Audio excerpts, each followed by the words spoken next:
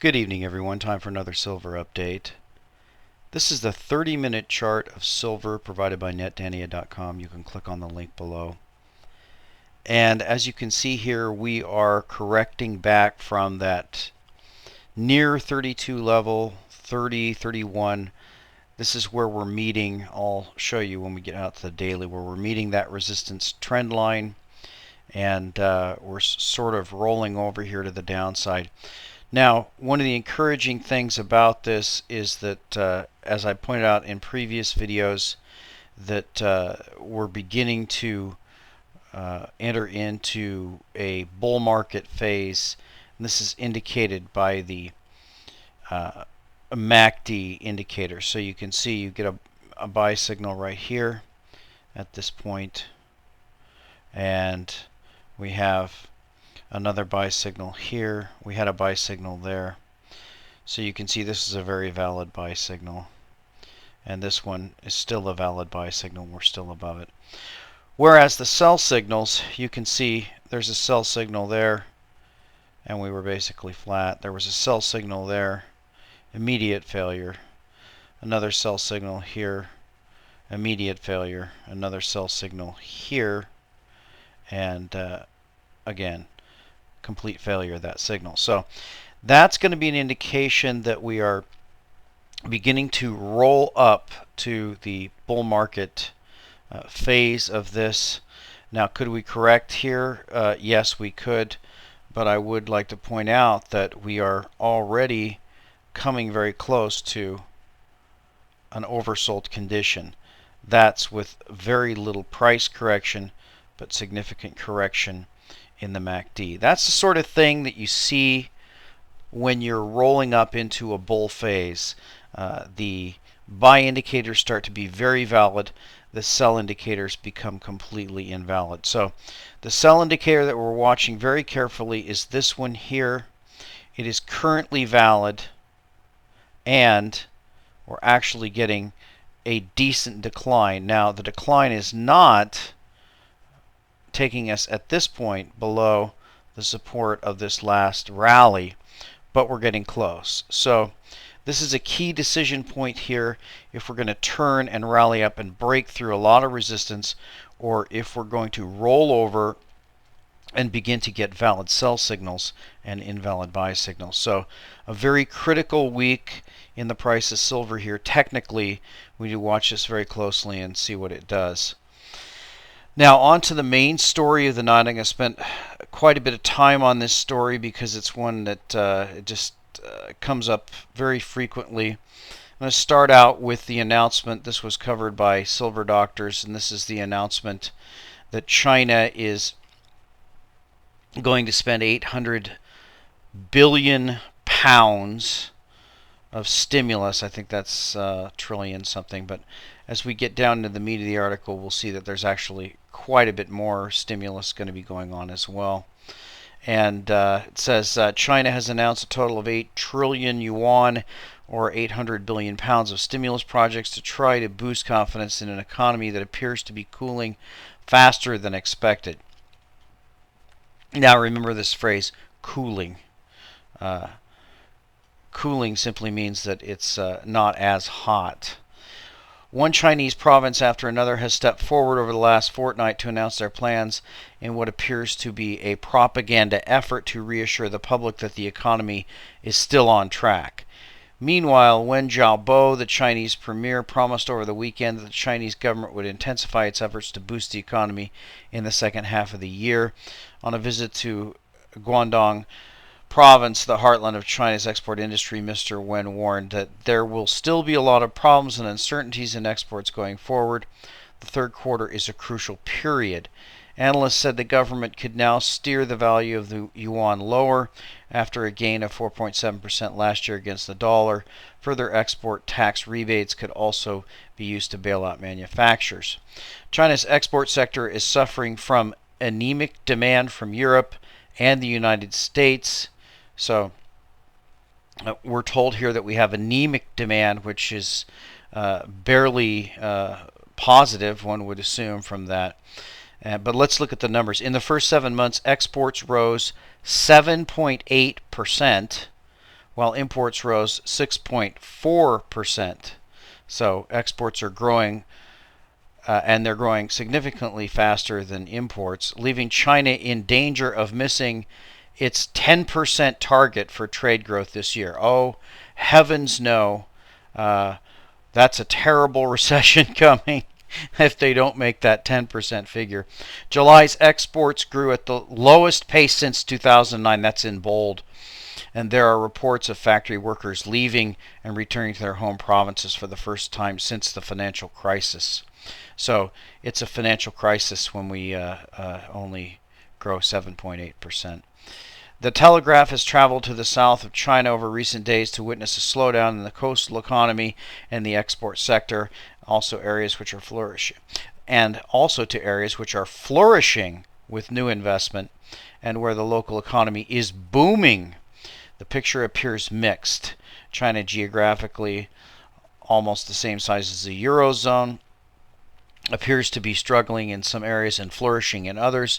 A new inland corridor running from Liaoning in the north to Guizhou in the south through cities such as Wuhan and Changsha is booming.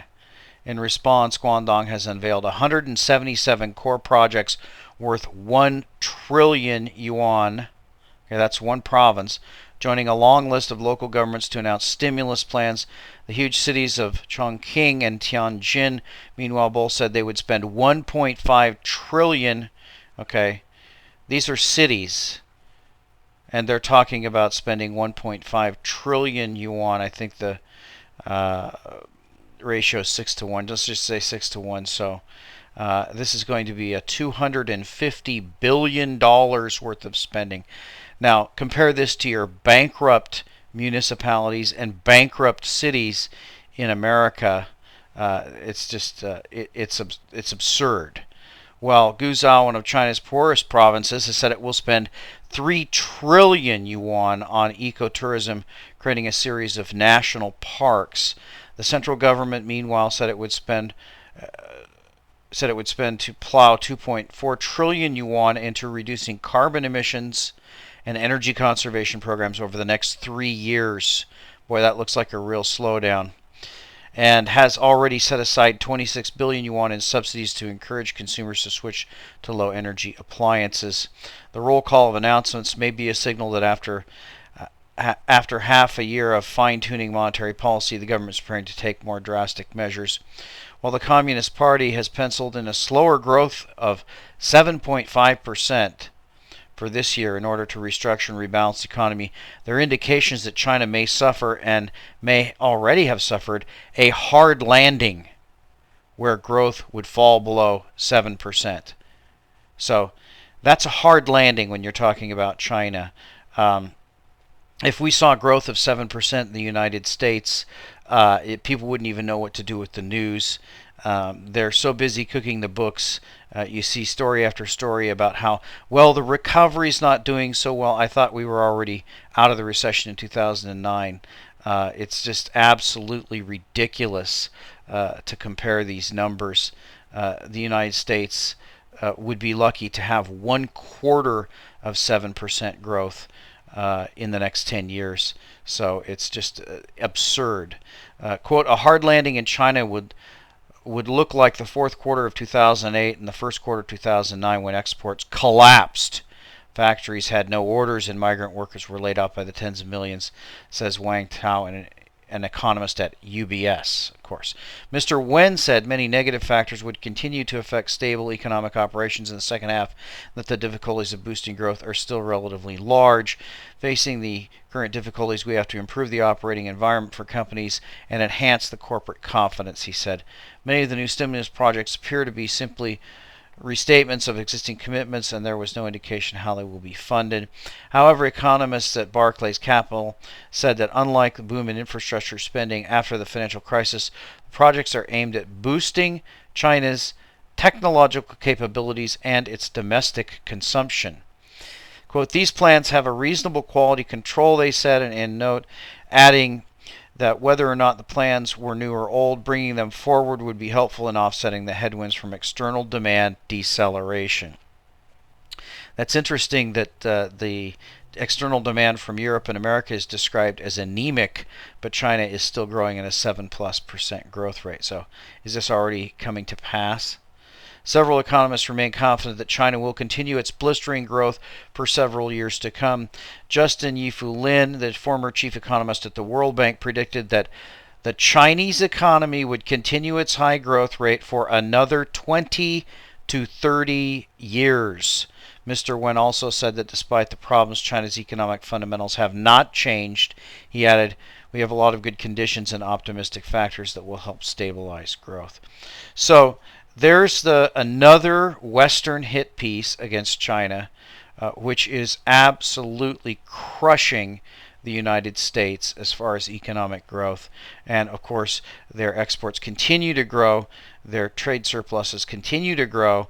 They have the cash to have real stimulus as opposed to American stimulus, which is fake stimulus from printed money that is borrowed. It can't even be borrowed because no one's willing to lend anymore. It's just printed up, and it's hyperinflationary paper petrodollars. So let's look at some of what China is doing. Now, this is a very famous map of Africa that appeared on Stratfor and is covered at various places, Zero Hedge as well as some other places.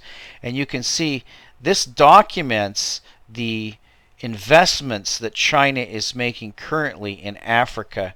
You can see by the color codes here, if it's red, it's more than $10 billion in investment, then $5 billion, $1 billion. So you can see significant Chinese investments are going on in Africa. Now you can see by the key here that you have railroads being built, oil and natural gas. That's the primary, of course. Then railroads, then mining. Then we have hydroelectric dams. You can see here's a dam being built in the Congo. Here's a dam being built in Cameroon.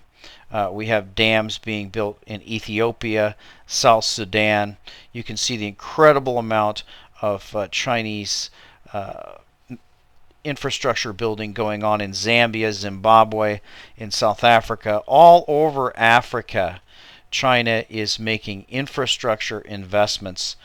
Now, I tried to do a little bit of research on the Chinese dam building, and this is actually an article from the internationalrivers.org. Of course, this is some kind of left-wing environmentalist interest, so they're going to have that slant here, but you can see they actually cover the Chinese dams that are being built. Chinese corporations, financial institutions, and government are involved in billions of dollars worth of large dams in Africa.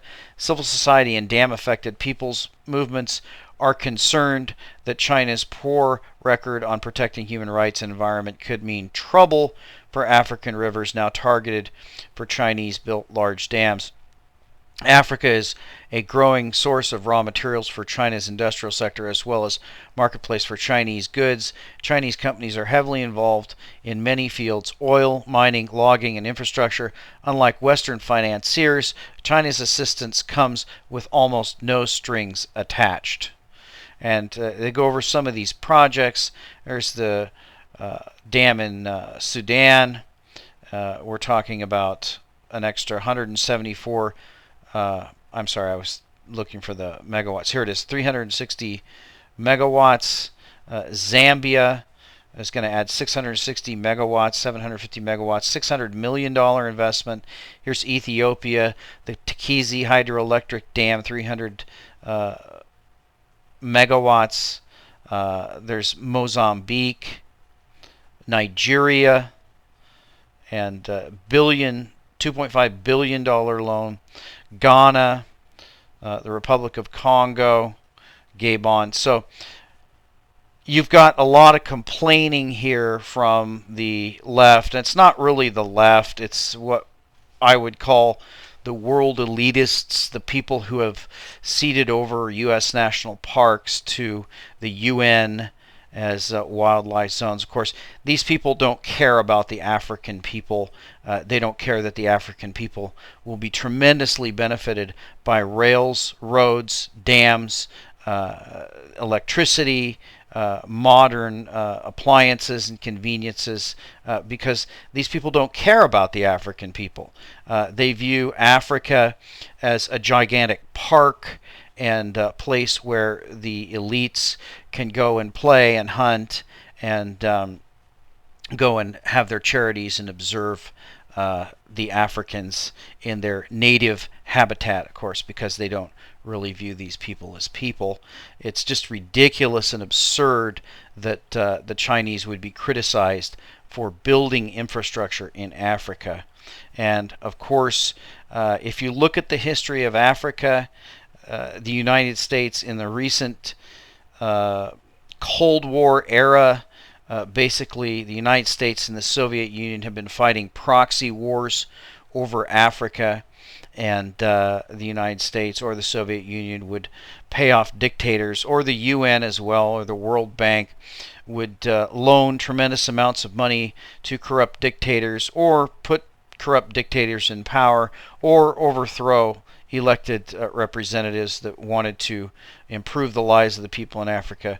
But no, the United States and the Soviet Union were more interested in just having proxy wars in the continent of Africa and not doing anything to improve the lives of the African people.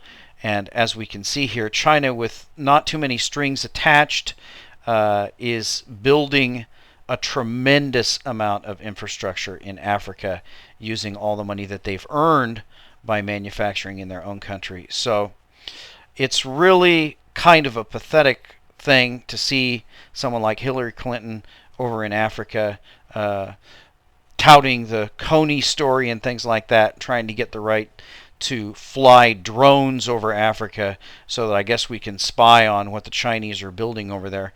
Of course, for the last many decades, we could have been building infrastructure in Africa to actually help the African people rather than setting up puppet dictators who would loot the country's wealth and hide it in European and American banks. So that's what's going on in Africa as China is moving ahead, and I think China is doing all the right things. And I think that, yes, there are many abuses and there are problems. I'm not going to lessen those things, but I think overall, a building of roads, rails, dams, electric power, and infrastructure in Africa is going to tremendously benefit the African people in the long run. Now, here's a story from Nigeria first, and this is just one story that's talking about dam completion. This is the Mambilla hydropower plant, and you can see the vice president here, Vice President Namadi Sambo, at a meeting with the Presidential Committee on the Mambilla Power Project.